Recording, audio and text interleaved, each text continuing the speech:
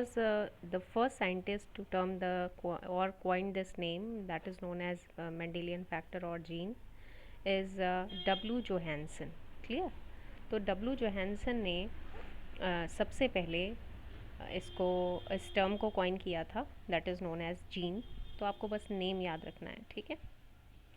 Next is the gene was regarded as the unit of mutation, unit of function and unit of recombination. This point is very important students, कि gene को क्या क्या कहा गया.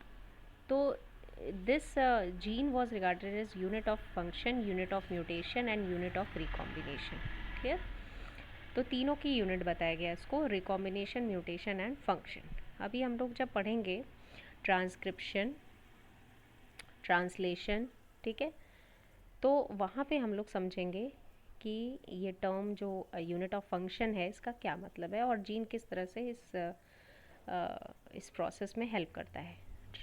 ठीक है, यहाँ पे जब हम ट्रांसक्रिप्शन पढ़ेंगे मेनली तो हम इस बात को समझ पाएंगे. Now you can see the experiment of George W Beadle and Edward L Tatum, और यू कैन ईजिली आइडेंटिफाई कि बीडल, इसको बीडल एंड टॉटम एक्सपेरिमेंट भी कहा जाता है.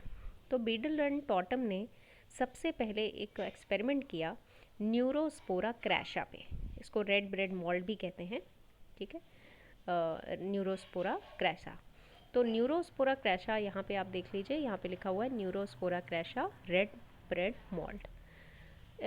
दिस न्यूरोस्पोरा क्रैशा, इस पर इन्होंने एक एक्सपेरिमेंट किया, ठीक है, और one gene one enzyme hypothesis इन्होंने पहली बार दी.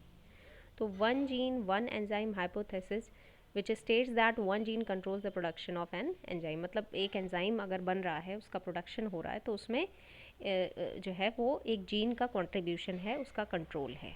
तो ये हाइपोथेसिस किसने दी थी? बीडल एंड टॉटम ने सबसे पहले.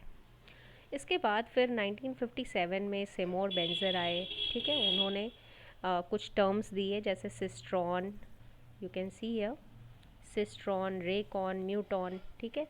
तो इस तरह के टर्म्स यहाँ पे दिए गए, सिस्टॉन, रेकॉन एंड म्यूटॉन.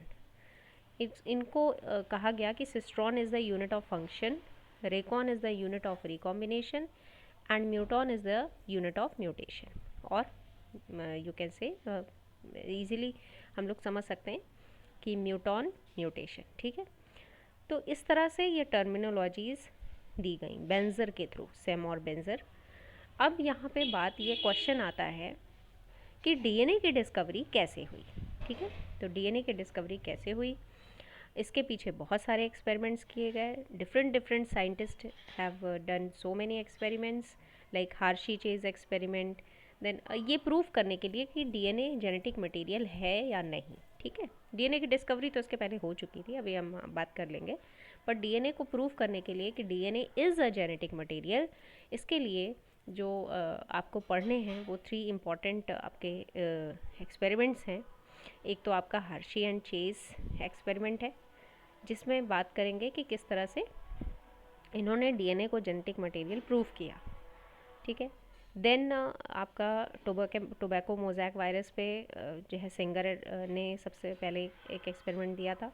और फिर इसी तरह से एक और एक्सपेरिमेंट दिया गया जो जेनेटिक मटेरियल को प्रूव करता है, सॉरी,